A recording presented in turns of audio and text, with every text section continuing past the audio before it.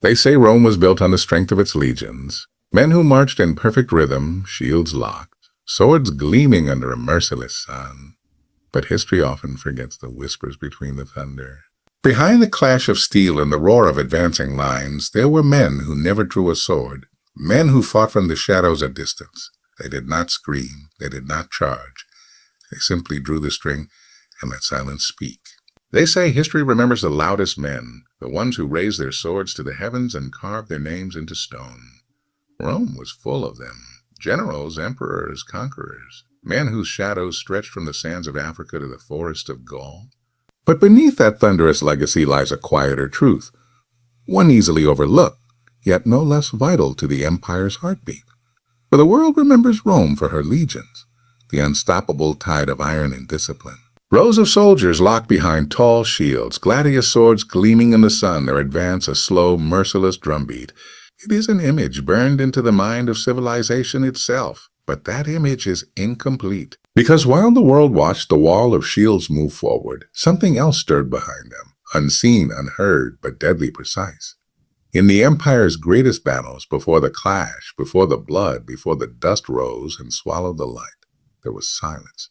And in that silence came the soft, haunting twang of a bowstring, a whisper of death that needed no roar to be feared.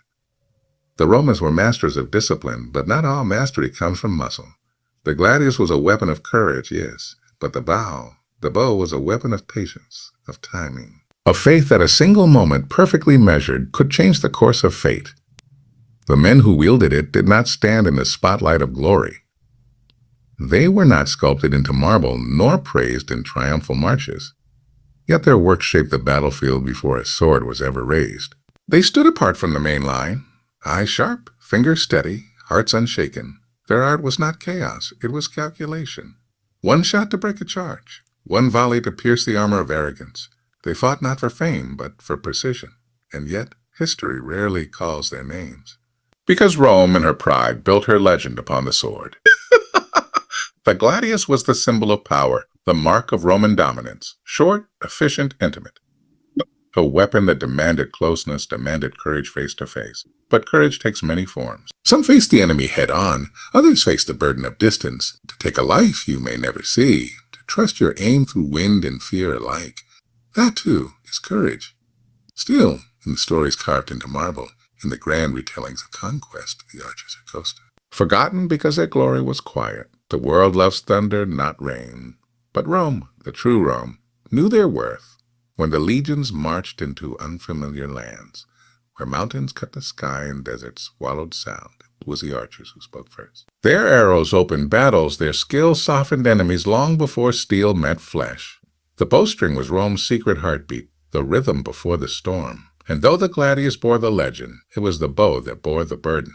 To understand Rome is to see beyond her statues, beyond the marble perfection and the iron pride, to see the unseen. For the empire was not built on strength alone. It was built on balance, on the harmony between might and precision, between sword and string. So when you think of Rome, think not only of the legionnaire standing tall with his blade raised to the sun. Think of the man behind him, steady, silent, unseen, a figure drawn in the background of history yet woven into every victory the empire ever claimed. Because while empires rise through force, they endure through craft, and the bow was Rome's craft, subtle, elegant, exact, a weapon of silence in an age of noise, and maybe that's why they're forgotten. Because in a world that worships the roar of conquest, the whisper of precision fades too easily into time. Yet every empire that ever lived, and every empire that ever fell, was built as much by the whisper as by the roar. They called them allies, auxiliaries, but in truth, they were Rome's borrowed ghosts, men who came from the edges of the world, places where the empire's banners were still a distant rumor carried by the wind. They were not born beneath Roman skies, yet they bled for Roman glory.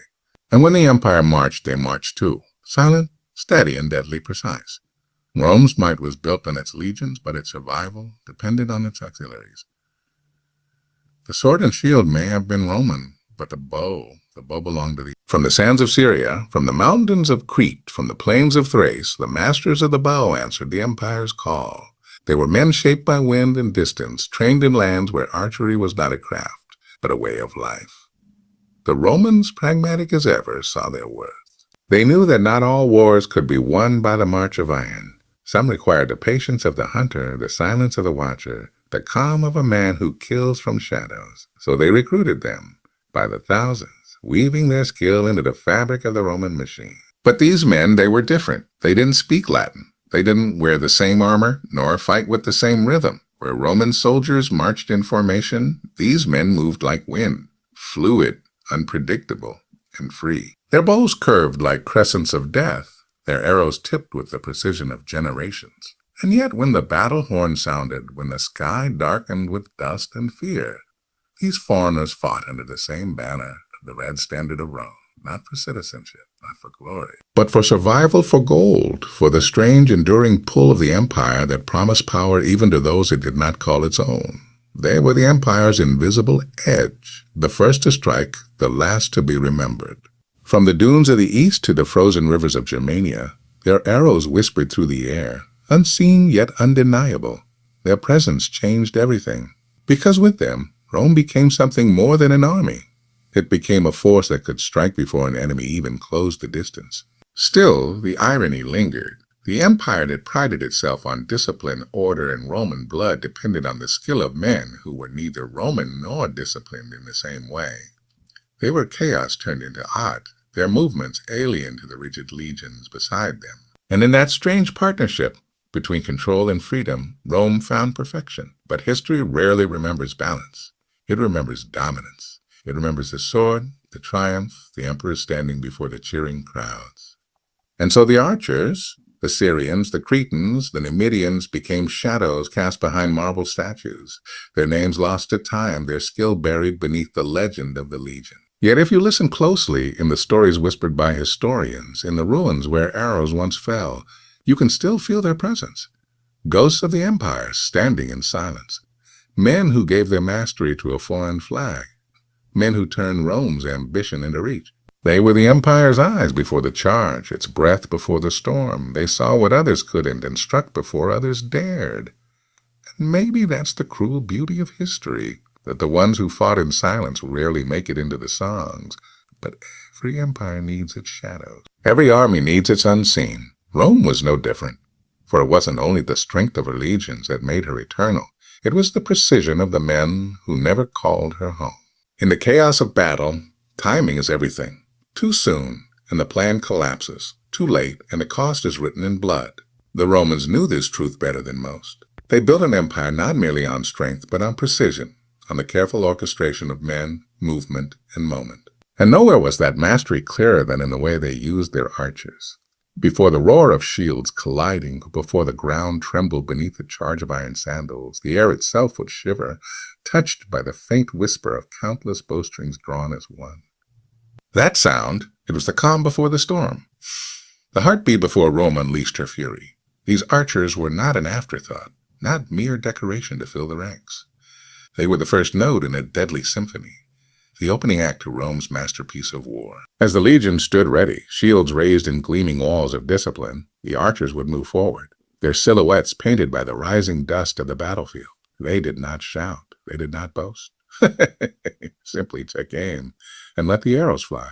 Their volleys were not random chaos. They were mathematics made lethal. Each release measured, each flight deliberate, each arrow carving precision into the wildness of war. They struck first to shatter enemy formations, to break courage before blades ever met. The arrows would rain like judgment, piercing through shields, through armor, through certainty itself. And by the time the legions advanced, the enemy's line was already fractured, spirit shaken, rhythm broken. Rome's genius was never only in its steel. It was in its strategy. They knew that power without control was nothing but destruction. The archers gave that control shape. They were the reach of the legion, the silent fingers that molded chaos into opportunity. Picture it. A Roman commander stands on a hill, eyes scanning. He watches the enemy gather, their banners bright, their confidence loud. Then he gives the signal. In the distance, the sky darkens, not with clouds, but with arrows, 1,000 black feathers whispering the empire's will. In that moment, Rome speaks without words. It speaks in precision and patience and perfect order. And when the arrows fall silent, the legion moves. The ground shakes, shields lock, swords rise. The two forces meet. One shattered by fear, the other driven by rhythm. That is how Rome conquered, not just with muscle, but with method. Yet for all their effectiveness, the archers were still the quiet ones. The crowd never cheered for them in the arenas of triumph. The poets never wrote odes to their craft. But every soldier who survived a battle knew their worth. They knew that without those arrows softening the storm, even the mightiest legion would struggle to hold its line.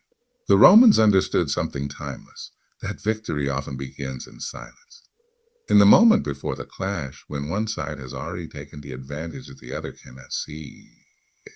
The archers were that advantage. They were the edge of precision in an empire of force. And in that harmony between the sword and the bow, Rome revealed its true genius, not just to fight, but to plan. Not just to conquer, but to calculate. Because the empire's strength didn't lie in how loudly it roared, but in how precisely it struck. And when history remembers the thunder of Rome's legion, somewhere beneath that thunder was always the faint, disciplined rhythm of strings drawn, arrows loosed, and destinies changed before the first blade even fell. No empire stands still. The moment it does, it begins to die. Rome understood that. She had risen on the strength of her discipline, but she endured because she learned. With every battle, with every new frontier, Rome studied her enemies, their weapons, their movements, their minds, and she adapted. The bow was no exception.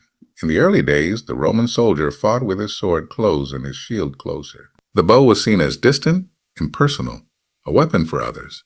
But time has a way of humbling even the proud. The legions that had crushed Carthage and conquered Gaul found themselves facing enemies unlike any before. Enemies who struck from afar, who vanished before the gladius could even find its mark. From the deserts of Parthia came riders whose arrows fell like rain, their horses gliding across the sands like ghosts. Rome, with her heavy armor and tight formations, bled under those skies. The Battle of Carrhae was a lesson written in loss. An army of tens of thousands brought low not by the sword, but by the bow. Arrows rained for hours, tearing through shield and spirit alike. That day, the empire learned something new. Precision could defeat power. Mobility could shatter might. And Rome listened. Slowly, deliberately, she began to change.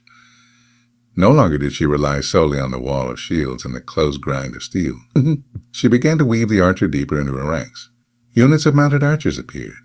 Men trained to ride and shoot in one fluid motion. The empire borrowed the skills of the East, learning from those they once dismissed as barbarians. Syrian and Armenian bowmen filled the ranks. New tactics were born. Rome's enemies evolved, and Rome evolved with them. Against the Parthians and Persians, she met arrow with arrow, range with range. Against the tribes of the north, she used archers to break charges before they reached the lines.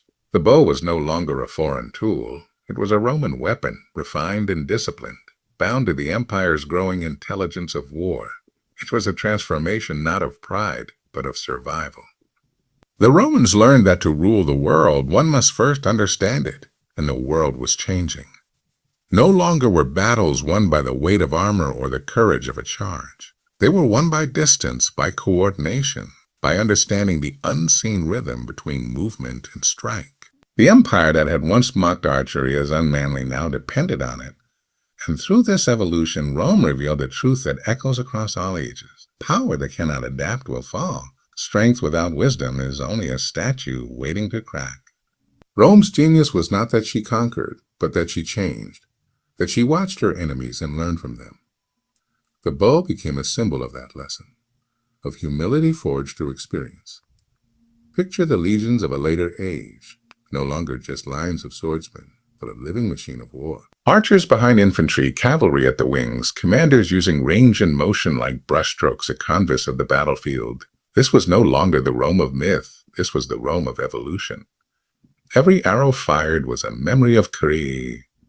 Every volley a promise. Never again will we be unprepared. That is what made Rome endure for centuries. Not her marble, not her emperors, but her willingness to become something more than she had been yesterday.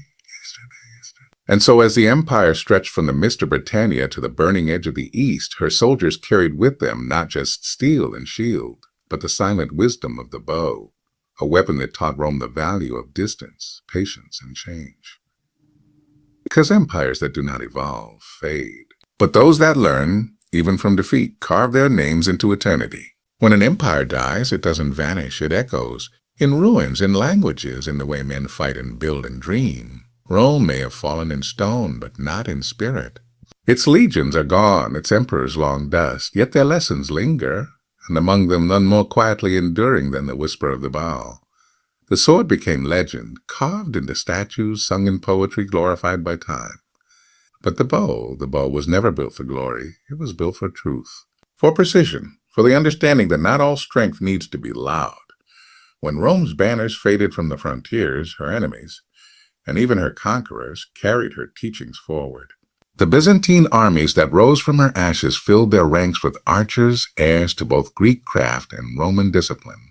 The legions were gone, but their structure lived on, rows of disciplined soldiers supported by calculated volleys from afar.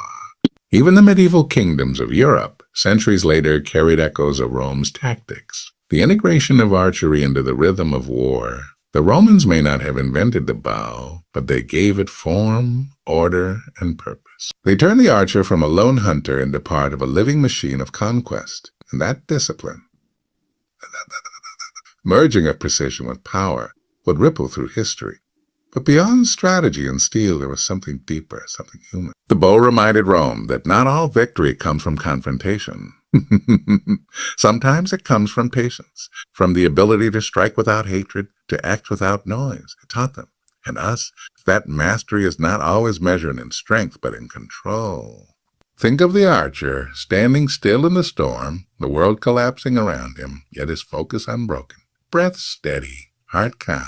That was the spirit Rome learned to respect. It's the same spirit that built her aqueducts of roses. Precision, patience, perfection, 3 arrows in one quiver.